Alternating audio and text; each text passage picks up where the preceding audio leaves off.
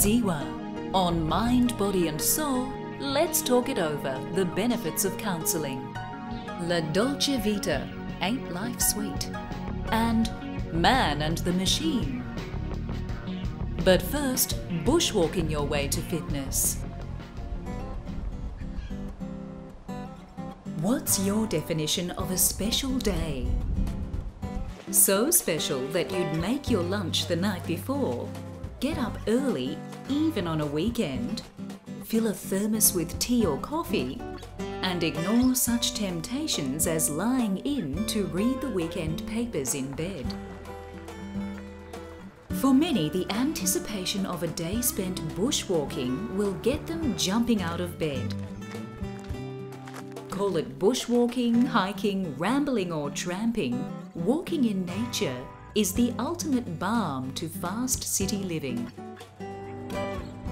Get up and get out there as soon as you can.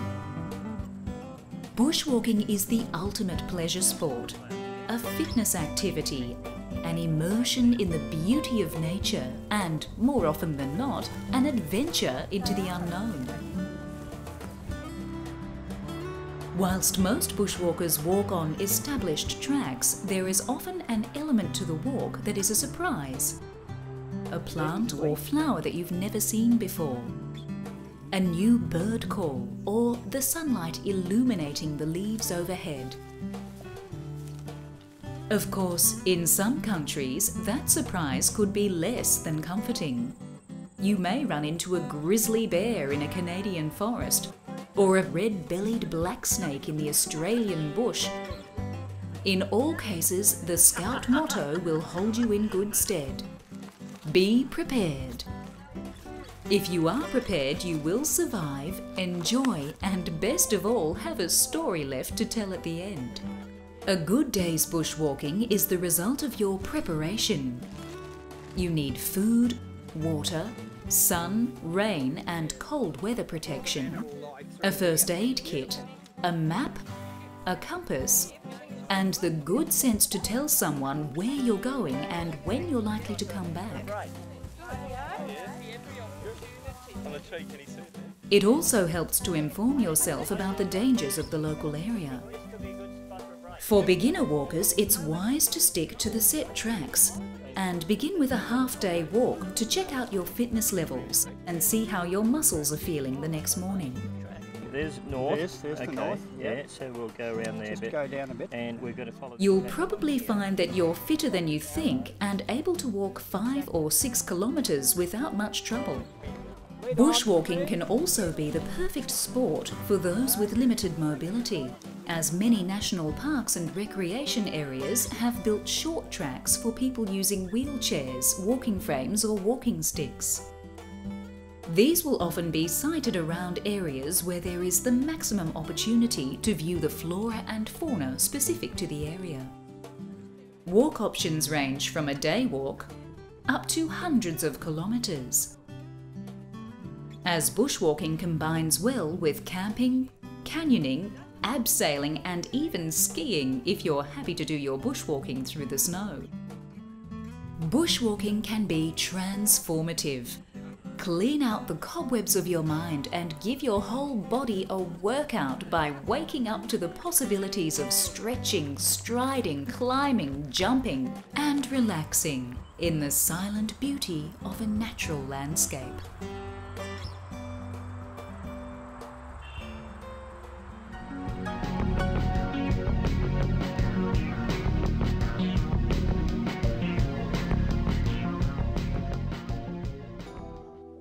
I just needed to talk about it. A friend, a fairy godmother, or just someone who understands. How many times do we wish there was someone with whom we could discuss the trials of life and difficulties faced? Someone to mull over options and solutions. Our mum might be dying, our boss yelled at us, we missed an opportunity, or we're just feeling depressed. For everything, including facing horrific traumas to trivial situations, there are skilled people who will help us. They're called counsellors. It feels so much better talking about it. This is something counsellors often hear. The need to talk about ourselves, our families, relationships, work issues and fears often needs a skilled counsellor to create a safe, non-judgmental space. Counselling is a way of addressing and resolving issues. It may involve identifying options, learning new skills to cope better, gaining greater understanding of issues, or being supported while recovering from some significant life event. The counsellor acts as a facilitator in helping clients to understand feelings, behaviours, relationships with others, situations, choices and decisions. There are many different types of counselling, including narrative therapy, cognitive behavioural therapy, hypnotherapy, family therapy, marriage counselling and sex therapy. Counselling can be either face-to-face with a counsellor in a private room, or can be group therapy, where participants have the benefits of the group dynamics in a confidential and safe environment. There is also telephone counselling, which is useful if the counsellor you want to speak to is in another location or if you're housebound. The main features of a counselling session are a safe, private environment, respect and acknowledgement of your feelings and circumstances, and a pre-set time period, usually an hour in length. Counsellors are usually trained in an institute, university or college and have various specialist and general skills, including listening, guiding, acknowledging emotions, and assisting with insights into behaviours, patterns and ways of thinking. Counsellors may work in a private practice for a fee or in a public institution. If funding is available from elsewhere, they may offer free or subsidised services. After attending counselling, people find that they get a better insight into how they behave and the patterns that have them stuck in a situation they don't like. They feel better about themselves and understand issues. Often people can move on and let go of other people, jobs, study, or a life path that doesn't help them. Many people drag their feet when they enter a counselling session and lift their feet when they leave, ready to face the rest of their lives with confidence and hope. It's wonderful what just talking about something and being listened to can do. Who needs to hide their problems when you can talk about them?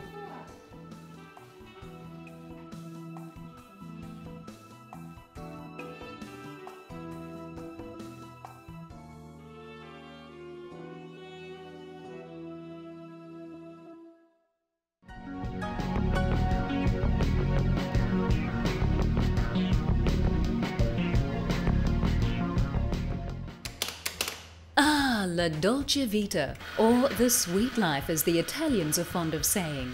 But could life be even sweeter without the sweetness? Sugar is one of the top 3 causes of degenerative disease in the Western lifestyle. Yet each person on average consumes over a pound of this dangerous chemical every day. Americans are the biggest consumers, feeding their faces with between 26 and 135 pounds per year. Ain't life sweet? Even if you're not actively sprinkling the sumptuous-looking granules over your food or adding it to your beverages, you're eating more sugar than you realise. It's hard to find a processed food on the supermarket shelf that does not harbour sugar in some form. Look on the ingredients list. Anything ending in ose is a sugar. Dextrose, glucose, fructose, sucrose, the list goes on. Your sweet tooth could be leading you to an early grave, according to experts. Sugar is an all-round immune system depressant. Vitamin C, which is essential for your immune system to function at peak levels, has to fight the sugar molecules in your body to gain entry into your cells. So grab an unsweetened juice instead of the soda pop when you're out and about and do your health a favour. Not only can sugar depress your immune system, it can depress you. A small study was done on the effects of sugar on mood. It was found that people who gave up sugar and caffeine showed signs of improvement in their condition. Everybody knows the world is getting fatter. Well, you don't have to eat fat to get fat. Your body will store any of the energy from sugar that you don't use as fat, plumping up those cells and adding on dress sizes. Of course, diabetes and cardiovascular disease rise out of this process as well. And while we're being vain, eating sugar is a great way to look older, younger. Sugar can negatively affect the way your body produces collagen, that all-important ingredient that keeps your skin looking plump and wrinkle-free. It also adversely affects the way your DNA reproduces itself. Order some premature lines around the eyes with your next dessert. There is no finer way to upset your body's uptake of minerals and vitamins than by indulging in the sweeter things in life. Sugar is an essentially useless substance to your body. It is devoid of minerals, vitamins, and fiber. In fact, it needs to hijack your body's mineral and vitamin stores in order to gain access to your cells. Osteoporosis, asthma, eczema, and highly attractive varicose veins could all be yours next time you cave into a candy craving. But that's okay, sugar will have degraded your eyesight to the point where you won't be able to see any of the negative side effects anyway. But perhaps the most interesting fact of all is sugar feeds cancer. Tumours love an overabundance of sugar and the resulting acidic environment it creates in the body. Some people cull their sugar intake under the supervision of trained medical professionals to literally cut off the food supply to their cancers. Of course, this is done in conjunction with other therapies. Sugar may contribute to the formation of lethargic alpha waves in your brain, inhibiting your concentration and making you daydreamy at work. Prior to the turn of the century, the average person only ingested about 5 pounds of sugar per year. It was an expensive substance only the rich could afford. Our consumption of the now cheap sweet fuel has increased by over 500% in some cases. Depression, obesity, diabetes, cardiovascular disease, and cancer have increased exponentially as well. Is this just a coincidence? Or is sugar leaving a bitter aftertaste in the mouths of many?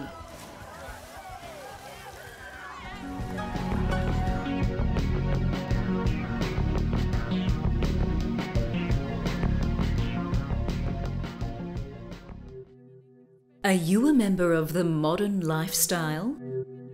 You probably haven't given it much thought before, but consider this scenario. You've got a mobile phone, a computer, an answering machine, and almost constant access to email. In short, you're available anytime, anywhere.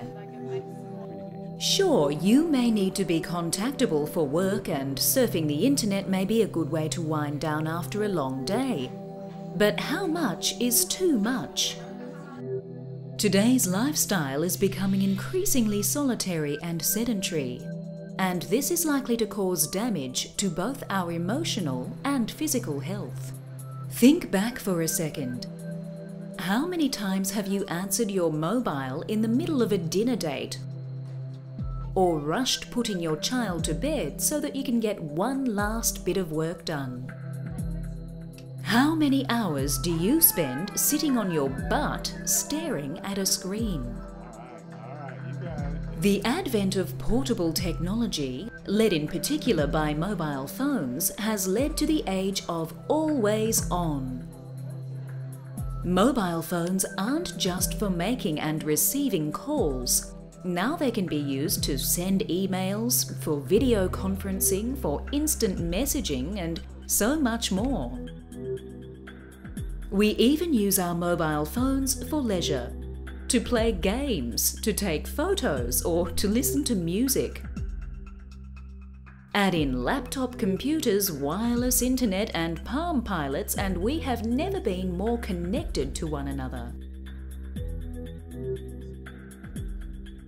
Of course, this isn't necessarily a bad thing. After all, we can make friends with people from different cultures. network with people from the opposite side of the globe, and contact our loved ones at the push of a button. But tip the balance too far and you may very well find that your personal relationships begin to suffer. You may even rob yourself of some much needed downtime, time to relax and recover from the day. So what can you do to ensure that your use of technology is healthy? It's not about turning the machines off, but rather learning to recognize when enough is enough. Consider limiting your recreational use of the internet to 1 hour a day. After a certain time at night, let all the calls that come through on your phone go to the voicemail or to the answering machine. Rarely will a call be so urgent that it cannot wait until morning. Don't rely on instant messaging programs to keep in touch with your friends. Organise a barbecue or go out to dinner and a play.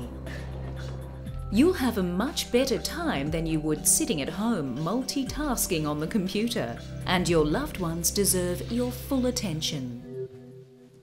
Read to your kids until they fall asleep at night. Play with them. Spend time with your family. You don't have to do anything fancy, just being there is more than enough. So don't turn your back on technology. Just realize that there's more to life than being on call 24 hours a day. You'll soon find that your life will be fuller and more satisfying than you could ever have imagined.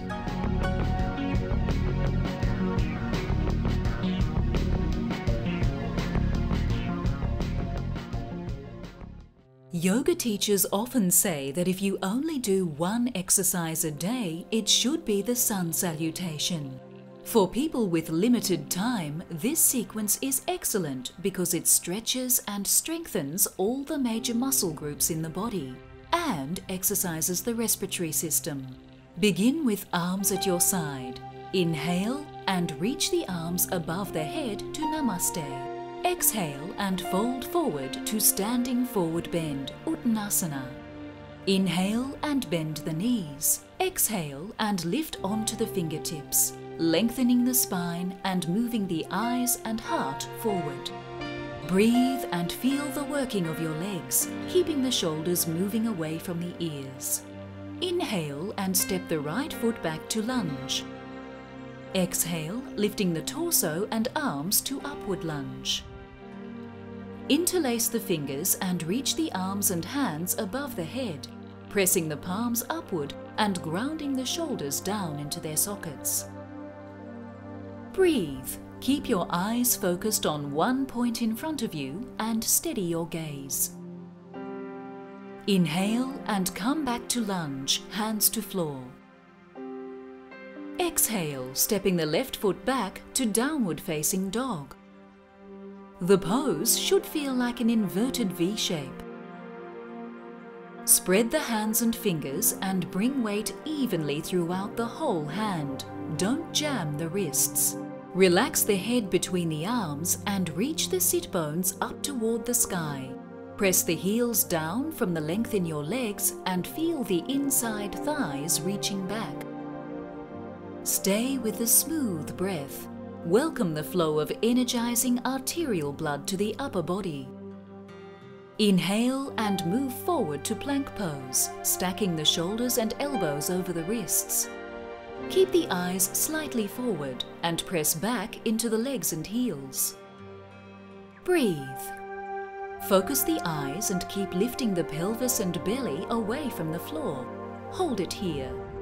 Inhale and as you exhale, gently lower down to push-up pose. You may bring the knees down first if you wish. Move the hands forward in line with the throat and roll the shoulders back down the spine.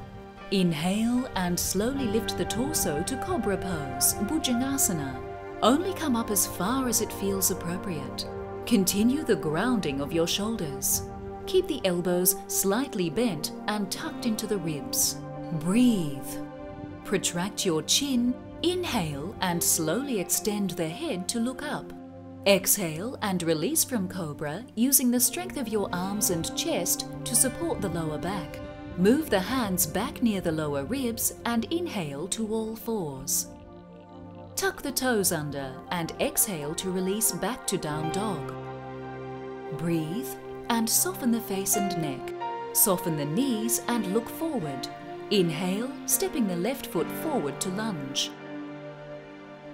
Exhale, upward lunge. Reaching the arms overhead and interlacing the fingers, draw the arms back, opening the chest. Keep the lower ribs tucked in and the abdominals active. Breathe, focus the gaze. Inhale the hands and torso back down to lunge. Exhale, stepping the left foot back to down dog. Hold for 3 breaths.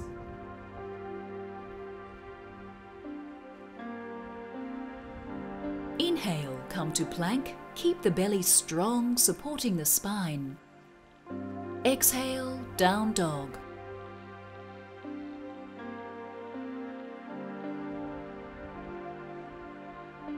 Two more. Inhale, plank. Exhale, down dog. And inhale to plank. Exhale and lower your body down to push-up pose.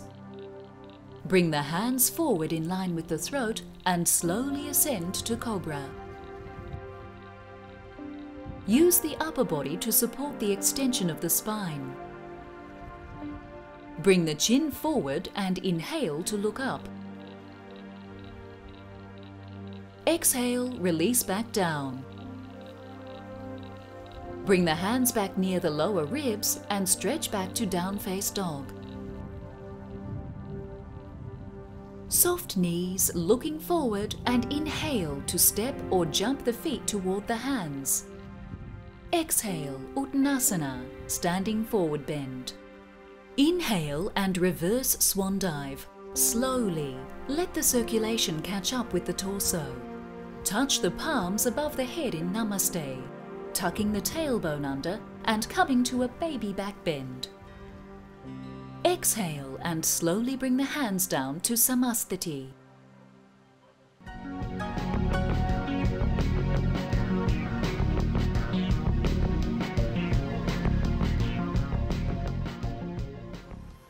Join us again on Mind, Body and Soul as we discover more paths to health and happiness. But for now, Dominique gives us some food for thought. Meditation, in its true meaning, in its true sense, is often really misunderstood by most people. The word meditation simply means to attend to. So what are we attending to when we meditate? We're simply attending to the present moment as it is, observing the smells, the sounds, the sights, the feelings, the thoughts that pop up onto the screen of our consciousness. But the key is learning to observe our lives, to observe our experience without having to react, compartmentalize, analyze, judge, and otherwise get caught up in what we're paying attention to. And this is easier said than done. But the next time you're having a conversation or a cup of tea, the next time you're doing anything, just stop and become aware of really paying attention to whatever it is that you're doing and begin to make your life a moving meditation.